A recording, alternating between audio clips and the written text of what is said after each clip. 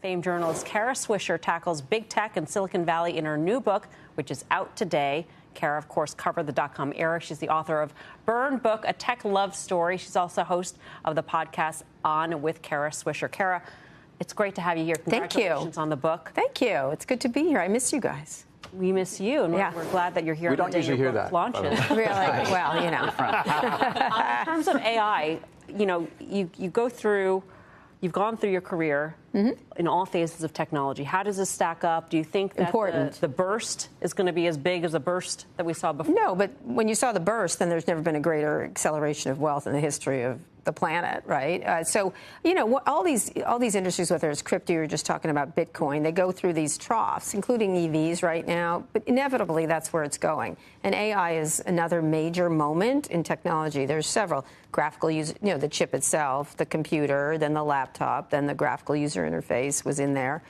mobile, social, you know, internet, mobile, social, and this is one of those, and it's a big one. I think what's interesting also about this particular phase is that the main players right now, or who we see as the main players, are the same ones. They're legacy players. Compute is high. Compute is very expensive, and so it has to be the big players. Guess who also has all the data, which, of course, they lifted from all of us, but that's another topic altogether. Right.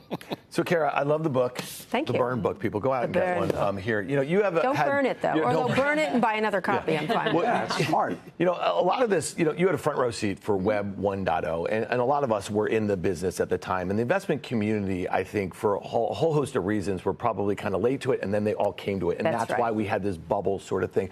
What would you kind of, and what Mel just said, the big platform companies, they own it, and they've minted these 100 billionaires sort of like, you know, what would you say to these folks who think that this is it? It's never going to have one of those kind of peaks and troughs, that sort of thing, based on your experience, this over the last 25 years? This is a big moment. This is a big moment. Running away from this is ridiculous. I mean, maybe you'll see too many, like insurance AIs or whatever. There'll be too many of them, just like there were in the .com.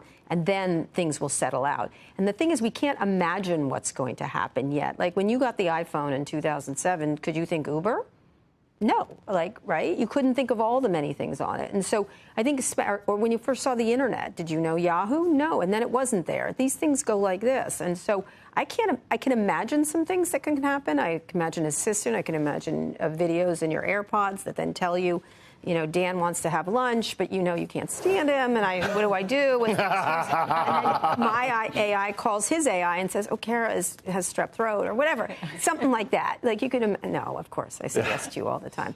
But, you know, you can imagine all kinds of things. You just don't know what is going to make a business. Now, right now, it's very costly. Like when they show these videos off and everyone loses their mind, like Tyler Perry, it's very expensive to do that right now. So the costs are way too high, and that's because and only the big companies can do it. That's why Sam Altman's trying to raise $7 trillion. That's not even enough.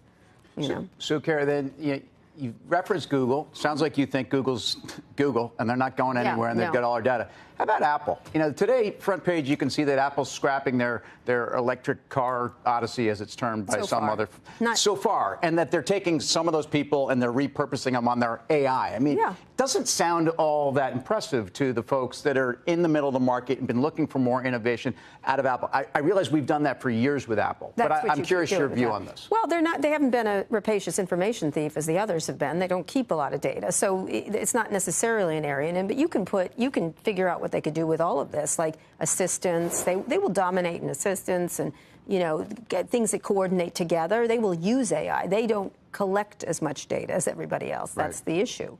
Google does, obviously Meta does. Rapacious information thieves. It's a Georgetown word. Yes, it's a Georgetown word. That's correct. No, that's actually Walt Mossberg called them that, rapacious information thieves. That's what they are. I'm sorry. That's what they've done. They have the data, and now they can use it. Apple wasn't one of those companies. As you know, when I interviewed Steve Jobs, which I referenced in the book, he talked about the need for that's their thing, and therefore they will be slightly behind in that area.